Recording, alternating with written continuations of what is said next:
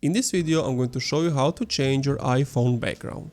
So what you want to do is you want to open up settings, and from settings you want to scroll down until you see wallpaper, and then you can customize, create new ones, whatever. But if I click on customize, I can add different filters. If I click on the bottom right, this is a special photo shuffle. I can do it like so. But if I want to create a new one, I click on the plus icon. Let's say I click on this, I do add, and that's basically it. Now background will be added, and that's it. Thank you for watching this video. If you enjoyed, leave a like, comment, subscribe.